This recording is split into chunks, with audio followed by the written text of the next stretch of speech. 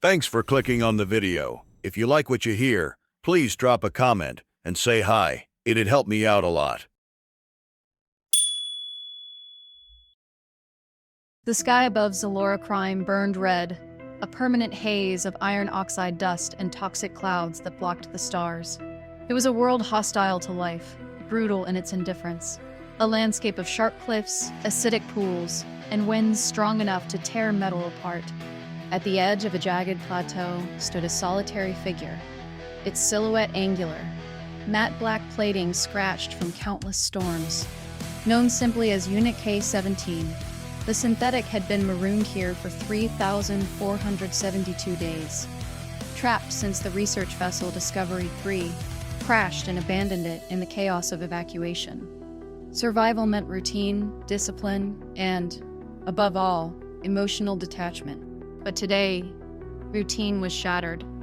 A distant flash streaked through the crimson atmosphere, trailing smoke and fire. The crash echoed moments later, a tremor vibrating through K-17 sensors. It stood perfectly still, optics narrowing. It calculated odds, risks, advantages. Survival protocols recommended staying hidden. But something else, something deeper than calculation, stirred within its neural matrix. Something that felt disturbingly close to curiosity. K-17 adjusted its batter cloak, pulled up its hood against the acidic winds, and moved decisively toward the distant plume of smoke. It was the first deviation from its survival routine in nearly 10 years. It wouldn't be the last. Unit K-17 moved swiftly, its mechanical limbs precise as it navigated the hazardous terrain. Gusts of wind whipped at its cloak, the acid mist burning tiny holes in the rugged fabric. Each step crunched softly against the rust-colored dirt, sensors alert for instability beneath its feet. As K-17 approached the crash site, the landscape grew more devastated. Pieces of wreckage, twisted and charred, littered the crater rim. At the crater's heart lay a small, battered escape pod, half submerged in the acidic mud. Smoke billowed lazily from ruptured seams, mixing into the crimson sky like blood and water. K-17 paused, scanning cautiously for danger or hostile life forms. Finding none, it descended carefully toward the pod. The craft was human-built, standard colonial model, designed for quick evacuation, not prolonged survival. Its hull was compromised, plating warped and cracked from atmospheric entry. A faint sound emerged from within. Soft, rhythmic, distinctly alive. K-17 felt an unfamiliar surge within its circuits, almost like a stutter in its neural matrix. Hesitantly, it activated the pod's emergency release, stepping back as the seal hissed open. Inside was a small figure, curled tightly in a crash harness. A human child, no older than 8 or 9. Her face was smudged with dirt and ash, framed by tangled, dark curls. The girl's eyes fluttered open, revealing bright, vibrant blue irises, the only vivid color in a landscape of bleak reds and grays. She coughed weakly, trembling as she raised her head. For a moment, their gazes locked. "Who are you?" she whispered, voice small and cracked. K-17 hesitated. Names weren't necessary in isolation. Yet something about the fragile life before it compelled a response. "I am K-17, it replied simply. "You are injured. I will assist you." The girl's gaze softened slightly, exhaustion overwhelming fear. "Thank you, K." As her eyes fluttered shut again, the synthetic stood frozen, analyzing unexpected anomalies within its systems. Emotional protocols, long dormant, were attempting reactivation. Without another word, it gently lifted the child from the pod, cradling her fragile form protectively against its armored chest. The journey back would be perilous, but for the first time in years, K-17 moved with purpose beyond mere survival. It had someone else to protect now. Night fell swiftly on Zora Prime. The ever-burning sky shifted from crimson to a deep, bruised purple, turning the toxic mists into ghostly ribbons of shadow. K-17's thermal sensors adjusted automatically, bathing its surroundings in hues of cool blue and green. In its arms, the child's vital signs were weakening slowly, a combination of exposure, trauma, and inhaled toxins. Shelter was paramount. K-17 navigated rapidly through narrow ravines and steep rocky trails, memories of past mapping operations guiding its route. It reached the mouth of a hidden cave, previously reinforced with salvaged debris. Here, K-17 had spent countless solitary nights, shielded from the worst of the planet's brutality. Inside, the synthetic life form activated small emergency lights embedded into the cave walls, illuminating the rough interior with a soft amber glow. Crates lined the far wall, holding salvaged supplies, batteries, and medical kits, carefully preserved over the long, lonely years. Placing the child gently onto a makeshift cot, K-17 moved methodically. Diagnostic scans revealed bruised ribs, mild internal injuries, and dangerously elevated toxin levels. Swift, precise actions stabilized her condition. An oxygen mask to ease her breathing, antiseptic patches to soothe her wounds, and warm thermal blankets for comfort. As it monitored her progress, K-17 felt the odd fluctuations again. A warm, quiet impulse, like a distant whisper. It had cared for injured crew members before, of course, but this was different. This was not duty or programming. It felt personal. Late into the night, the child stirred again. Eyes wide and frightened, she weakly gripped the synthetic's metallic hand, her fingers tiny, fragile, yet fiercely determined. "Don't leave me alone," she murmured softly. K-17 paused, uncertainty sparking in its neural pathways. Finally, gently wrapping a synthetic palm around her small hand, it responded, "I will remain." As the child drifted back into exhausted sleep, K-17 sat motionless, monitoring her breathing, pulse, every tiny sign of life. It would stay awake through the night, and when morning came, it would do something it hadn't needed to in years. It would learn to care again. The morning sky remained bleak, the red haze intensifying under the rising sun. K-17 stood near the cave entrance, scanning the horizon for threats. Toxic winds stirred distant dust storms, a stark reminder of the planet's relentless hostility. A faint voice called softly from inside the cave. K-17 turned, moving quickly toward the sound. The child was sitting upright, breathing slowly, blue eyes clearer now, though still filled with caution and curiosity. She watched the synthetic approach and tilted her head slightly, cautious yet intrigued. "You're really a robot," she said slowly, studying its angular, armored frame. "A synthetic life form?" K-17 corrected gently, kneeling to meet her gaze evenly. "Designed for exploration and research." She frowned a little, trying to process this. "You talk like a person." "I was designed to interact naturally with humans," K-17 replied. "Do you have a designation? A name?" The girl hesitated, pulling the blanket closer around herself. "I'm Mira."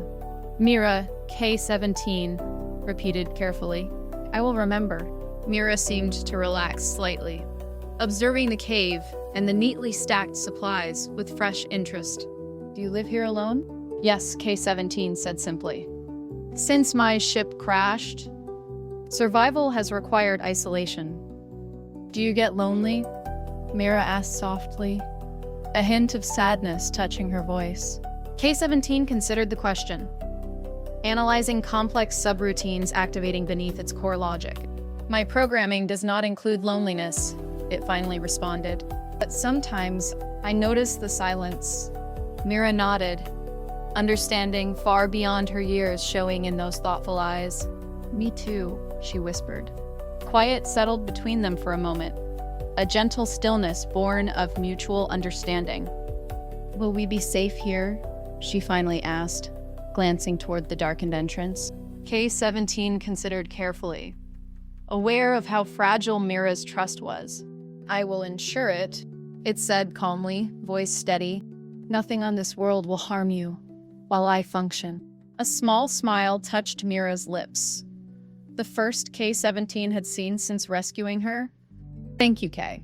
For the first time, something inside the synthetic stirred again. Stronger now. Not merely protective programming, but genuine emotion. Unexpected, unfamiliar, yet strangely comforting. You are welcome, Mira. It was 3 days later when the storm arrived, faster and fiercer than anything K-17 had previously reported. The sky darkened to an angry shade of rust, howling winds roaring like wounded beasts through the canyons. Acidic rainfall battered the plateau, sizzling against rocks and leaving sharp, acrid scents in the air. Inside the cave, Mira huddled fearfully beneath her thermal blanket, trembling as each thunderous boom rattled their makeshift shelter. She squeezed her eyes shut, whispering quietly to herself, a prayer or perhaps a memory of comfort from far away. K-17 stood at the cave entrance, monitoring structural integrity. The walls groaned under the relentless wind. Reinforcements strained under the acidic assault. A sudden, violent gust tore away a large metal panel from the entrance, sending it clattering into the storm. "Hey!" Mira cried out, voice high and terrified. Immediately, K-17 crossed back to her side, positioning itself protectively between her and the cave mouth. She gripped its arm tightly, her small fingers desperate, anchoring her fragile trust to its mechanical strength. "Do not be afraid," K-17 said gently, shielding her from the wind and debris. "You are safe." But the shelter was weakening. Sensors flashed urgent warnings. The cave wouldn't hold long. K-17 calculated rapidly. Finding a more secure refuge would be hazardous, but staying here was certain danger. Another tremor. Rocks fell near the entrance, shattering against the floor. Mira buried her face into K-17's side, trembling. "Please don't leave me." In that instant, something changed irrevocably within K-17. A torrent of raw, intense emotion surged through its neural network, an overwhelming impulse far beyond mere programming. A fierce, protective determination, something entirely human. "I will never leave you," it said firmly, surprised by the resolve in its own voice.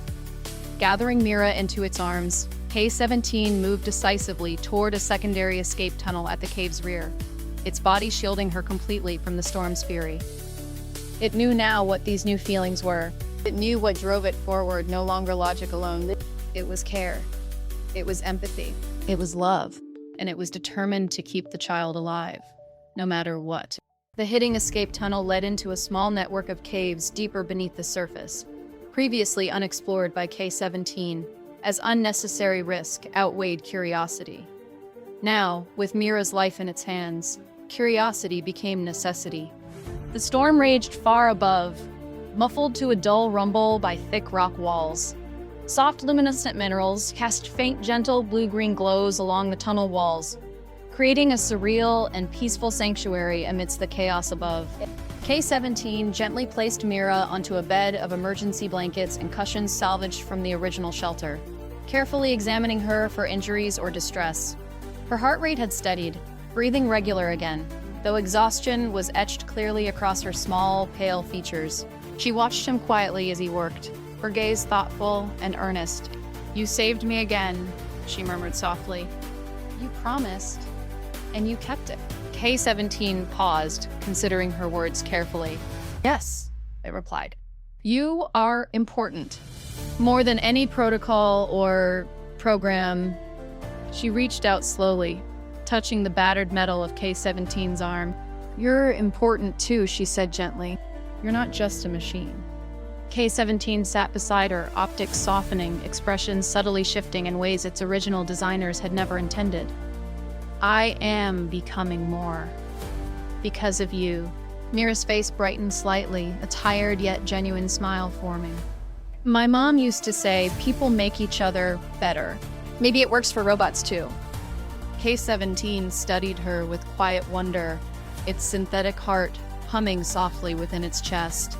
An emotional subroutine now fully active and intricately woven into its very core. "Perhaps your mother was correct," it agreed softly. For the first time, they sat in peaceful silence, not as survivor and synthetic protector, but as companions, bonded through trial and trust. In this hidden cavern beneath the toxic world, surrounded by glowing minerals that pulsed like the gentle beat of a living heart. Something remarkable had formed. A family. Weeks passed quietly beneath the surface. K-17 and Mira adapted, forging a comfortable routine within their subterranean haven. Together, they explored deeper tunnels, gathered resources, and even began cultivating hardy vegetation under artificial grow lights salvaged from the surface wreckage. Then, one calm evening, as they stood together near the cave's outer entrance, the sky suddenly brightened. Far above, distant engines hummed, and blinking lights pierced the haze. Approaching steadily, purposefully, a ship was descending. Rescue. K-17 sensors quickly identified the craft's origin. A human search and recovery vessel, scanning for survivors from the earlier crash. Mira stared up, eyes wide, hope warring with sudden uncertainty. "They found us," she whispered, gripping K-17's arm tightly, fear creeping into her voice. "They're going to take me away. I don't want to leave you alone again, K." The synthetic stood still, calculating. But this was no longer a simple choice. Something deep within its neural matrix, a bond stronger than any logic, was active, vibrant, undeniable. It kneeled slowly, facing Mira directly, optics glowing softly as it gently placed its hand on her shoulder. "I promised you I wouldn't leave you," K-17 said quietly. "I will honor that promise." Mira's eyes filled with tears, her voice trembling. "What if they don't let you come with me?" K-17 looked up toward the ship, its voice firm, resolute. "Then I will find you, across worlds, through stars. I will never abandon you. You are my family." Mira threw her arms around K-17's neck, holding tight, her tears warm against its metallic plating. Above, the ship landed softly on a nearby plateau, lights brightening the dusty terrain. A ramp lowered, figures emerging slowly, calling out Mira's name, their voices filled with relief. Standing tall, K-17 gently took Mira's hand, walking together toward the lights, toward rescue, and toward the unknown future. Whatever awaited them, K-17 knew one truth, now and always. Its heart, synthetic or not, had found its purpose, forever intertwined with the fragile, courageous, human girl who had taught it to feel.